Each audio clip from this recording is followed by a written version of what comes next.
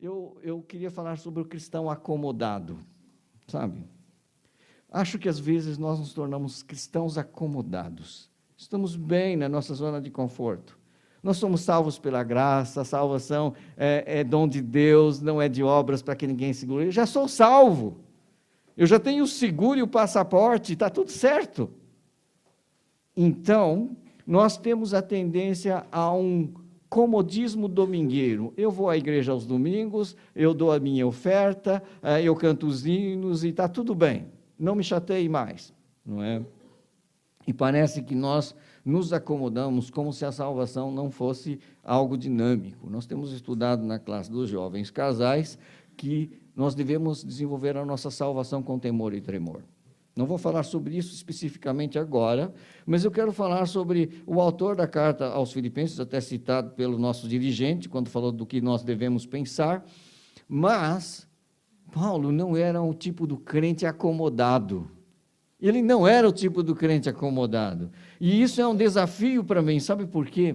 Porque Paulo, ele já tinha feito tanto, ele já tinha uma estatura espiritual, já tinha tanto conhecimento, já tinha realizado tanto na sua vida, mas ele tinha a humildade de entender que não tinha chegado lá ainda. Ele não tinha chegado lá ainda. E quando eu vejo alguém da estatura do Paulo dizendo que eu não obtive a perfeição, não cheguei lá, então eu falo assim, então eu estou muito aquém, então eu preciso colocar-me a caminhar rapidamente. Filipenses capítulo 3, não é?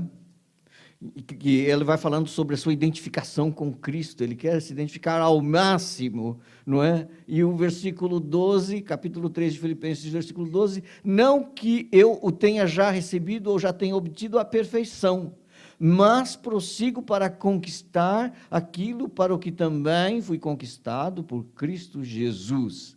Irmãos, quanto a mim, não julgo havê-lo alcançado, mas uma coisa faço, esquecendo-me das coisas que para trás ficam e avançando para as que diante de mim estão, prossigo para o alvo, para o prêmio da soberana vocação de Deus em Cristo Jesus. Se Paulo não tinha chegado lá, eu estou tão longe que eu tenho que tirar o atraso, mas não vou desesperar, eu só não posso me acomodar. Eu só não posso me acomodar. Então, eu acho estranho e começo a ficar incomodado quando a gente chega num certo platô na vida, não é? Quando nós aceitamos a Jesus, parece que nós crescemos, nós gostamos de ir à igreja, adorar, ler a Bíblia, fazer discipulado, estar em todas as reuniões de oração e mais alguma coisa, lemos a Bíblia com avidez de quem está com sede espiritual, e depois parece que nos batizamos e chegamos assim, o batismo então foi a minha colação de grau, já cheguei no platô, já estou prontinho para ir para o céu. Tanto não está que eu não te afoguei no batismo, então é para fazer alguma coisa, não é? Paulo, ele foi batizado, mas ele foi chamado com santa vocação. Então, ele diz, eu não obtive a perfeição, mas eu prossigo, eu não fico parado. Você tem avaliado o seu desenvolvimento espiritual? Hoje conheces mais a Deus do que há um ano atrás. Hoje já estás mais familiarizado com a palavra de Deus e conhece mais a palavra do que há um ano atrás. Hoje você tem o coração mais grato a Deus. Você se sente e de fato está mais perto de Deus e do padrão de santidade que Ele requer na Escritura, ou falta muito a caminhar? Eu não estou satisfeito comigo mesmo. Se eu comparar, aí é que está. Comparação é um problema, porque você vai comparar com alguém que veio do mundo, que ainda não adquiriu os padrões de comportamento do cristão, etc. Você diz, então, eu estou muito melhor. Não. Compara com o padrão que você tem que comparar, que é Cristo. Chegou lá. Está identificado com Cristo plenamente. Como Paulo diz lá, aqui mesmo em Filipenses capítulo 2, não é? Que a gente tem sido como desafio, versículo 5, tende em vós o mesmo sentimento que houve também em Cristo Jesus, ou seja, a mesma atitude. Já tens essa atitude desenvolvida no seu dia a dia, na sua forma de ver as coisas. Olha só, a atitude de Jesus foi de autoesvaziamento. Se o seu ego é muito exacerbado, ainda não está lá. Precisas crescer. E crescer é crescer em Cristo e diminuir o eu, como dizia lá João o Batista. Convém que ele cresça e que o eu diminua. Porque Jesus, sendo Deus, não usou como usurpação ser igual a Deus, antes a si mesmo se esvaziou. Nós estamos tão cheios de nós mesmos, que qualquer comentáriozinho, qualquer pessoa que nos ignore, a gente fica tão afetadinho, parece que pisam no nosso calo, quer dizer, o nosso eu ainda está muito inchado, não é? Nós temos que tomar cuidado com isso, isso não tem nada a ver com a atitude que houve também em Cristo Jesus, o sentimento que houve nele. Então, eu preciso crescer. Nesse sentido, eu preciso crescer, não o ego, mas na identificação com Jesus. Ele diz, não que eu tenha obtido a perfeição, mas eu prossigo, põe-te a caminho, não é? Conquistar aquilo para o que também foi conquistado por Cristo Jesus. Você pode interpretar, eu interpreto duplamente, eu fui conquistado para herdar alguma coisa, mas para herdar, eu tenho que desenvolver a minha salvação no sentido de que a salvação é um dom que é preciso desenvolver rumo à santificação, não é? Então, eu tenho que estar identificado com Cristo, mas também Ele me conquistou para eu me tornar um conquistador de almas para Ele. E Paulo tinha esse sentido de missão. Então, ele vivia com alvos muito claros. Versículo 13, irmãos, quanto a mim, não julgo havê-lo alcançado, mas uma coisa faço, não é? Esquecendo-me das coisas que para trás ficam e avançando para as que diante de mim estão. Eu aceitei Jesus Cristo como Salvador e marquei lá na minha Bíblia, dia 13 de outubro de 1974, do século passado, portanto, né? Irmãos, mas eu não vou ficar sempre olhando para quando eu tinha meus 10 anos e aceitei a Jesus, ou pelas experiências da juventude. Eu tenho que pensar que eu tenho um presente e tenho um futuro. A gente não pode ficar olhando para as glórias do passado. No meu tempo aqui. Não, o tempo é hoje. O tempo é hoje. Se tu estás aqui e recebendo esse desafio, o que estás a fazer? Esquece das coisas que ficam para trás. Olha para frente, não é? A gente tem um para-brisa enorme e retrovisor pequeno. É para a gente olhar mais para a estrada que está diante de nós. Você usa retrovisor quando tem que fazer manobras para ver se alguém não está vindo na tua direção. Mas olhe para frente. Não é? O que Deus tem para você? Avançando para as que diante de mim estão, prossigo para o alvo. Há um objetivo final, para o prêmio da soberana vocação. Agora, pensando em como é que eu devo fazer esse prosseguir, eu ia convosco convidar-vos para irmos para 1 de Coríntios, capítulo 9, num texto que já refletimos aqui, que é a analogia que Paulo faz com o atleta. 1 de Coríntios, capítulo 9, verso 24. Não quero tomar muito tempo, porque eu sei que hoje as uniões têm eleições, não é? Mas eu acho que é importante que nós pensamos com Paulo. Já que ele prosseguia para o alvo, eu queria ir para 1 Coríntios, capítulo 9, versículo 24, que ele faz a analogia do atleta aí, não é? Não sabeis, vós, que os que correm no estádio, na verdade, todos na verdade correm, mas um só leva ao prêmio. Correi de tal maneira que o alcanceis. Atitude, meus queridos. Atitude. Não entre em campo, não é, com aquela vacilação, não é? Não entra de salto alto também, não é, como já ganhou, não é assim. Mas entra com a atitude de que no Senhor eu vou chegar lá, não é? Como eu posso dizer com a linguagem mais futebolística ou desportiva, entra para ganhar, não entra para perder. Sabe por quê? Em Cristo tu és vencedor. Nós somos mais que vencedores por meio daquele que nos amou. Então, não entre com uma atitude de, será que vai dar? A dúvida é a pior coisa. E o inimigo fala assim, não vai dar, não. Desista.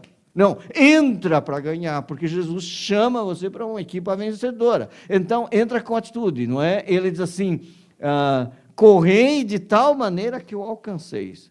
Não entra para você ficar frustrado, não entra para depois desistir e jogar a toalha, entra para vencer. Saiba que em Cristo tu és vencedor. Não é aquele triunfalismo barato, atenção. Não estou pregando triunfalismo barato, prosperidade barata, nada dessas coisas. Mas estou falando de atitude com que tu encaras a tua jornada de atleta de Cristo. Entra determinado a vencer. E se você vai correr, como diz aqui, versículo 24, no final, de tal maneira que alcanceis, isso implica que essa atitude vitoriosa implica em disciplina. Nós não gostamos disso, né? A gente gosta de ver Cristiano Ronaldo fazer aqueles golos maravilhosos. Vocês brasileiros vibraram com a Rebeca Andrade ganhar medalhas e medalhas e medalhas, não é? A Raíssa Leal ser exímia no skate. Nós ficamos felizes quando vemos esses atletas de alta competição fazer coisas. Como é que consegue? Quantos tombos não levou a Raíssa para dominar aquele skate? Talento, sim, mas que precisou ser muito trabalhado. Cristiano Ronaldo é um exímio com a bola, mas treino. Hoje ele ganha milhões, mas já dormiu num quartinho muito humilde, que ele foi levar o filho dele e falou assim: pai, tu moravas aqui? Percebe? Muito trabalho. Às vezes a gente só olha as conquistas, os louros e as grandes exibições, os lauréus e tal, mas você não sabe quanto trabalho e quanta disciplina. Enquanto os outros estavam nos bares, não sei o quê, o atleta estava, tenho que dormir, tenho que me nutrir bem, tenho que acordar amanhã cedo e ir para o treino, faça chuva, faça sol. Cristão, alguns crentes são feitos de açúcar. Quando chove não vem para a igreja, porque derrete. Que disciplina é essa? Tem crente que tem anos de crente, mas não tem um momento que seja 15, 20 minutos de leitura bíblica e meditação por dia. Não vai desenvolver-se espiritualmente. Nunca dá testemunho da sua fé. Ninguém nunca soube que ele vem à igreja todos os domingos. Não, isso é outro assunto. Então, nós precisamos realmente ter domínio, ter disciplina. Sabe por quê? Pessoas como Messi, Cristiano Ronaldo, Neymar, eles se disciplinam para alcançar uma coroa corruptível. Tudo isso que eles conseguiram desses grandes prêmios que a FIFA deu, que os outros deram, vai acabar. Eles não vão levar nada para a eternidade. Mas tu tens uma coroa incorruptível para ti. E deves lutar para conquistá-la. E Jesus quer dar para ti, não é? Nós procuramos algo que não vai acabar. E devemos ter mais empenhamento do que esses atletas de alta competição. E Paulo diz exatamente isso, 26. Assim corro também eu, não sem meta. Assim luto, não como desferindo golpes no ar. Eu canso de dizer isso, se você frequenta a igreja, já sabe o quanto que eu digo isso. Há gente que se esforça em vão. A gente que dá murro, mas não acerta em nada, golpes no ar, gasta energia, gasta tempo, mas não atinge nada. Sabe o que é isso? Falta de foco e objetividade. Qual é o teu foco? Por isso que eu disse logo no início, qual é o foco missionário da PIB do Porto? Eu não vou ganhar todas as pessoas do Porto, nem todas as pessoas de Portugal. Eu não vou ganhar todo o mundo, mas eu sou chamado a ter um foco. Eu lembro muito bem do nosso diretor de missões, lá no Brasil, e alguém chegou e falou com muito entusiasmo sobre uma campanha evangelística e de um pregador, um evento que ia acontecer num grande estádio lá em São Paulo. Não, o pastor não vai lá e tal. E ele falou assim, meus queridos, tipo de pessoas que a gente quer atingir não vão para esse evento. Eu acho bem que o façam. Mas as pessoas que eu me propus a alcançar para Jesus não vão para esse tipo de evento. Então, eu tenho que usar os meus esforços estrategicamente para encontrar essas pessoas onde posso encontrá-las. Não é toda gente que vai para megas eventos, embora isso tenha o seu lugar e a sua importância. Eu pergunto, as pessoas que tu queres conquistar para Jesus, onde elas estão? Qual é teu público-alvo? Como é que se chega a ele? Como é que você vai investir tempo nele? Os nossos recursos, meus queridos, são limitados. O nosso tempo é limitado. Então, se nós temos recursos limitados, tempo limitado, nós temos que ter objetivos muito claros para fazermos investimento que faça sentido. Nesse sentido, nós temos que ser, alguém disse essa palavra na oração, acho que foi a irmã Sininha, temos que ser intencionais como igreja. Não há muitas igrejas como a PIB Porto. Não há igrejas com claro sentido de missão.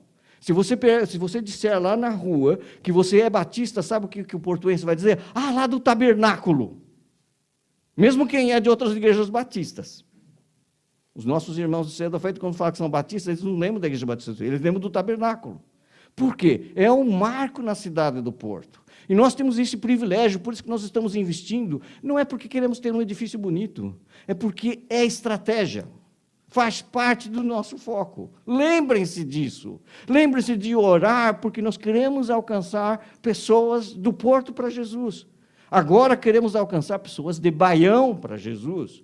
Mas onde estão os de Baião? Eles não saem de Baião, temos que ir lá, estar lá. Isso é importante, é foco. Então, meus queridos, é por isso que nós incentivamos os missionários e oramos por eles. Onde está o nosso foco? 2 focos que nós temos aqui na igreja. Porto, Baião, Moçambique. Moçambique, porque temos um compromisso com o Pepe da Beira.